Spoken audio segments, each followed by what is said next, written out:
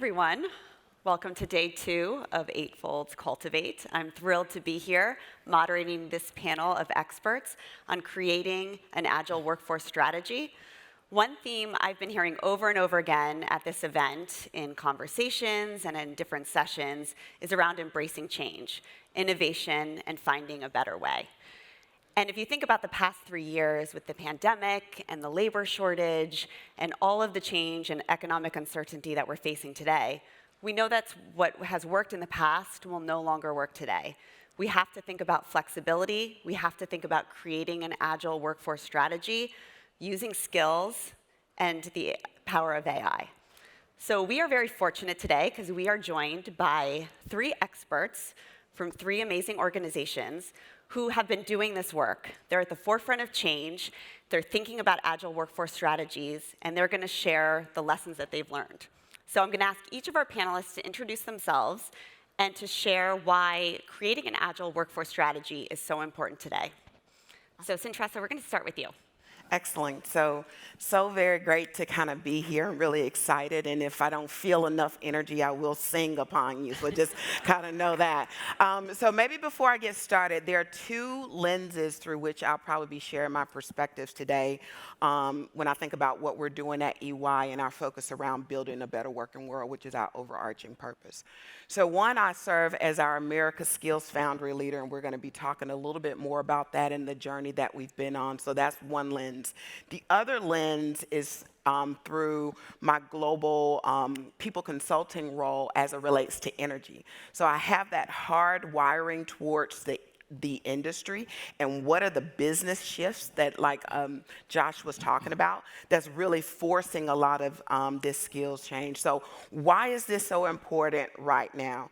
Fundamentally at EY, we believe that this is a societal imperative. This is something that we really need to make sure that we address for the betterment of our world. We've talked a lot about, from a technology perspective, how technology is increasing. And when we think about what that means to a lot of the roles and a lot of the way that people work fundamentally has to shift.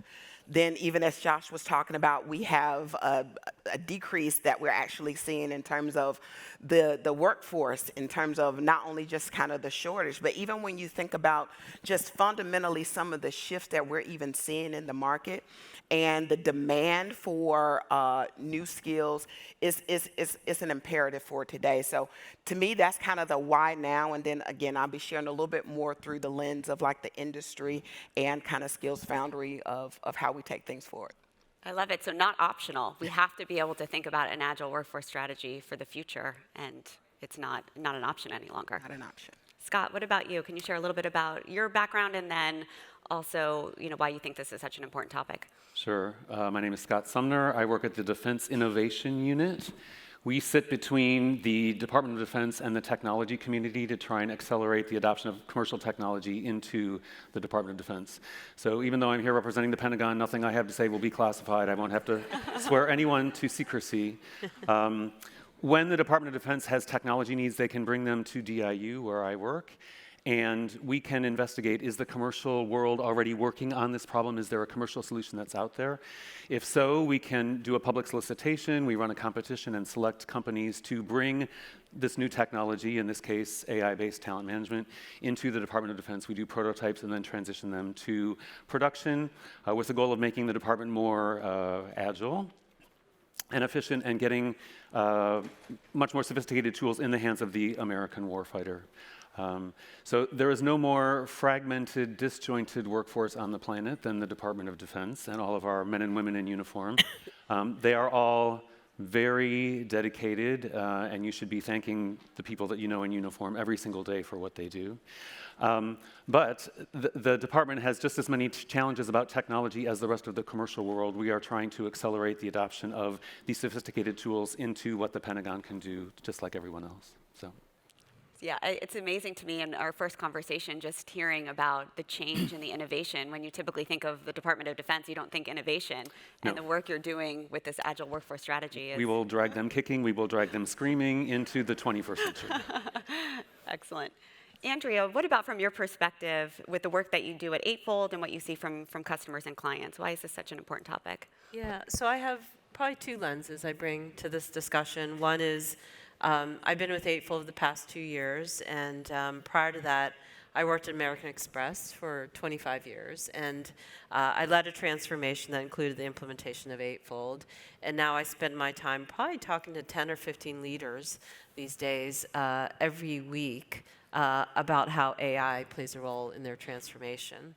So I have that lens of just talking to a lot of people and having lived this, but I think everybody in this room, anybody who's in HR, knows the importance of agility in the workforce. We've lived it the past 3 years in a very painful way, right, as we went from virtual overnight, right, to hiring freeze, to kind of roaring out of the gates 9 months later, hiring demand, to well-being, to so many things, the importance of diversity, positive of that. And so this group of people here understands the importance of an agile workforce better than I think anybody else. I think if you look at the definition of agile, it means the ability to change quickly and also easily. So the quickly we've done, it has not been easy. I think it's been very painful. And I think that's a lot of why people are here today, is just to try to figure out the easy part of it, to be ready for the next pivot that's coming up. I love that definition. It's quick is possible, easy is not as easy. Yeah. So if we could stay on this topic a little bit, because Centressa, you bring up skills as a big focus for you. I know, Scott, it's also a huge focus for the Defense Innovation Fund. What role does skills play in this idea of an agile workforce strategy? And to Andrea's point, can we go from something that could be quick to easy with the power of skills? So quick to easy, I don't think that any of us have a recipe for necessarily quick to easy, but I do think that one of the things we can do is how is it that we lean into skills differently so that we're more adaptive. So you've heard us talk about kind of EY Skills Foundry, so let me just kind of share a little bit more around what it actually is. EY Skills Foundry is our focus around upskilling and reskilling. Not only is it a platform, but it's also a managed service business in terms of how we think about the continuum. This is not a point in time where you have to kind of have a focus on like training, which is kind of where a lot of people go with it, but it's around how is it that you're building that muscle?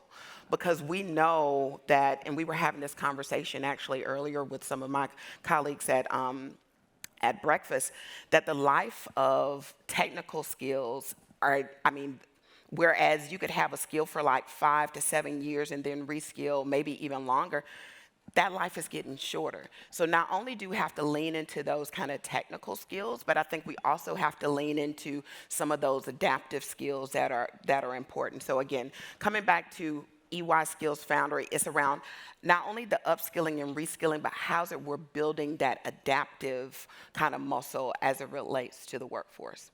Yeah, dynamic, right? It's not something that's just stuck because skills need to be updated and stay on top of very quickly. And it's that balance. A lot of times people over-rotate to what that technical skill is, but you have to have some of those more adaptive skills and that adaptive mindset and that continuous learning mindset to always be agile and to always be adaptive. Great. Scott, you see similar approaches to skills when you're looking at the work that you're doing. Things at the Department of Defense can be very regimented. I am an airplane mechanic and I advance this way. The project that we are doing with Eightfold is called Gig Eagle. So very much a gig marketplace for the DoD. Finding a person within the DoD that can help you get whatever done should be as easy as ordering an Uber. We call it Uber for reservists. We are focusing on reservists and National Guard initially on the supply side of this talent marketplace because there are reservists and National Guard who have left active duty that still have very valuable skills that the DoD could harness. They have all gone to work for Amazon, venture capital firms, Microsoft, whoever, skills that are not cataloged anywhere within the DoD. So the DoD might have technology needs. In Gig Eagle, an active duty manager can put in a need as a gig description and say, this is what I need. On the supply side are National Guard and reservist profiles with all of these skills. Within seconds, an active duty manager can have a curated list of people that can help him, and all the matching is all based on skills. The gigs in Gig Eagle are meant to be from 4 hours to 3 months long, so short duration. I need someone who can prepare a report for me for a meeting at 2 o'clock on Tuesday. Who can help me? So this whole notion of skills matching is very much integral to Gig Eagle. It's how the whole platform works. And finding talent within the DoD is very difficult. You can do an email blast to people that you already know, but barring that, where else would you go? Put your needs into Gig Eagle, and immediately you have a curated list of people from the supply side of the marketplace that can help you immediately. That's what we're doing, and it's all skills-based. I love that approach in our conversations because this idea of an agile workforce, it sounds like it just benefits an employer. It sounds like it's just benefiting the Department of Defense, but what you're actually doing is benefiting all these individuals too who have gone from active duty to now civilians and want to be able to showcase the skills that they have learned in a very positive way. They want to serve. They want to have these skills harnessed in a useful way. Yeah. So employee experience, not just employer experience. Yes, absolutely. Andrea, you see that you've seen this work with companies that you've been working with at Eightfold, but also you see it right from what you're building here at Eightfold. Yeah, I mean, ultimately, a lot of what's driving kind of the power of skills as the building blocks is just how much things are changing. I mean, Josh talked about this a second ago with digital skills. We're all competing for the same skills. And then what's interesting on top of that, each industry has their own emerging skills, right? If you look at telecom, you got 5G. You look at pharmaceuticals, you got biotech. You look at energy, it's renewable energy, and on and on and on. So on top of digital skills, you've got other skills that are emerging in every industry that are highly competitive. So the only way you can really kind of get there is to really be able to be nimble with understanding the skills required, for your work and what skills your employees have. And as I said, I'm talking to a lot of leaders now, and everybody's very much focused on this space. On the space skills. Mm-hmm. And it requires some change. Scott, we talked a lot about change management, and I'm wondering if you can share how you approach change management, not just for an agile workforce strategy, but around skills as well, and how you create buy-in for that. Yeah, Gig Eagle is going to have quite a few fans within the DoD just because some people very much perceive the need for a platform like this. It should be as easy as ordering an Uber to find the skills that I need. There are other people, though, who say that that's not how we work. That's not, we have these very regimented processes for how we engage our talent. And the message that we are trying to deliver as DIU, as an organization, but then specifically with this project, is to say that is not going to cut it going forward. The old world that you are used to is no longer exists. It is moving much too quickly. We're competing against China. We're trying to deploy things to the Ukraine for that war. There are all these things that are happening that you have to be able to keep up with. And so a tool like Gig Eagle, it'll be the first real AI-oriented platform that the DoD will adopt. Our job is to paint a picture of what the future looks like and get people to reach out for that and understand the benefits. Only then will they be able to let go of the past. So this will be an uphill climb for Gig Eagle, we know that. But at the same time that we're prototyping the technology from Eightfold, we are prototyping the change management and our outreach plan and everything else so that we can paint that picture and get people to reach forward to what the future has to look like. Centressa, what about you with this approach to change management? You're seeing it from clients that you're supporting with Skills Foundry, but then also EY's approach as well. Yeah, so maybe through the lens of EY, I do think leaning into the why and it being a purpose-driven change and the tone at the top means a lot. So when I just think about the journey that we EY have been on, and even when I think about prior to our upskilling journey, it was really around our CEO had gone to Davos, heard about kind of the imperatives and came back. And so there was a broader shift in terms of, from a leadership perspective of how we move things forward. I also think in terms of how we engage our workforce just around what are those needs. I'm even thinking right now around how we're partnering with Eightfold around like from a talent management perspective, and we have these 3 personas that we're kind of looking at around how can we put more into the hands of our practitioners on what are the opportunities out there and how can they get the additional kind of badging or career pathing type thing. So I think a lot comes from the tone at the top, but I think it's also imperative that we think about the employee experience and kind of manage that journey. Yeah, I keep going back to what you said when you started about how this is a societal change. It's not just something that impacts the workforce, it's how we have to think very differently about just humanity, and that's a skills-based approach. Scott, I want to go back to this kind of idea of employee-first approach to, an agile workforce strategy. And you said there's no workforce more fragmented than the Department of Defense. How do you engage a fragmented workforce using skills? On the supply side of Big Eagle, our hope is that National Guard members and reservists will go in and put their profiles. This is an opt-in platform. No commander is going to demand that they have to do it. And these are people who have left active duty anyway. The challenge for us is to have a platform that's appealing enough that they say, oh, there's things to do for my unit that are better than filing on the weekends. Look, my civilian skills can be harnessed by the DoD. The anecdotes that we're looking for are, I never knew the DoD could use these skills. I have left my active duty. I'm now working in whatever new industry. I'm so glad I put my profile into Gig Eagle because now I can be put to a higher and better use than these other things. On the demand side, the anecdotes we're looking for are kind of what I alluded to before. I used to do an email blast to people I know. I never found anyone that could help me. Now I put my gig description in within seconds. I have a curated list of people that can help me. Where else would I go for that? And that's all enabled by a platform like Eightfold, AI-centered and everything else. I said at the beginning, we run competitions. We sit between the vendor community and the Department of Defense.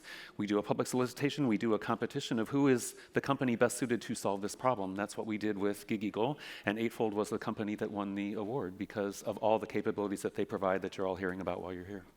I love that story. And you learned about Eightfold by putting out that solicitation for the first time, and Yes. then could see the power of what skills and AI could do for Yes. the Department of Defense. Excellent. Centressa, so we talked a little bit about multi-generational workforces, and that's something that you think a lot about at EY. How does an agile workforce strategy impact your approach to a multi-generational workforce? Well, actually, I think the multi-generational workforce is actually impacting furthermore kind of our strategy. So even if you look at some of the projections, like in by 2030, about 65% of the workforce will be millennials and Gen Zers. And then, by the way, we're going to have Generation Alpha kind of coming on the heels. And I say all that to say that I know we were having conversations earlier as well around the push for people to come back into the office, the ramifications of that. Well, I actually think that this multi-generational workforce is actually going to flip things the other way because they're much more focused around kind of what are we doing from a societal perspective.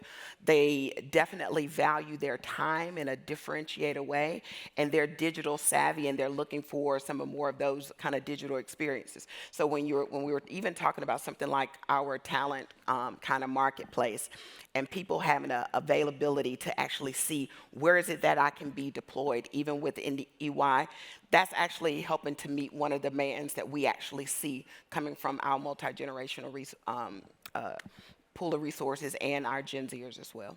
Yeah, it goes back to what you said earlier, too. It's not optional anymore. If we see this multi-generational workforce shifting, and it shifts the need for skills and the type of skills, and the way work is getting done, we have to be able to have an agile workforce strategy in place. Yeah.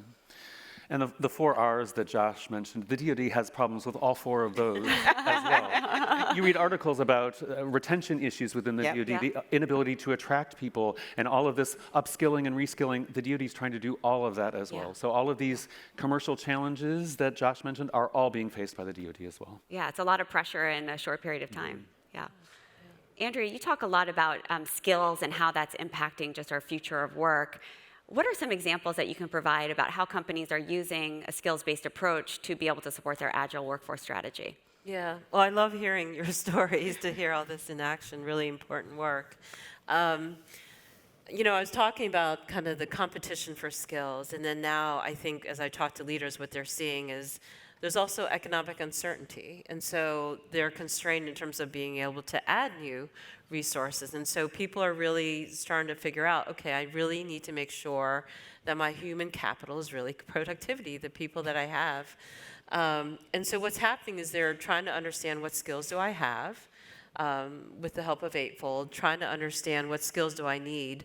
I'd say 90% of the people I'm talking to now are working on a skills architecture, our job architecture with skills defined beneath that, because they're trying to really articulate what skills do I need.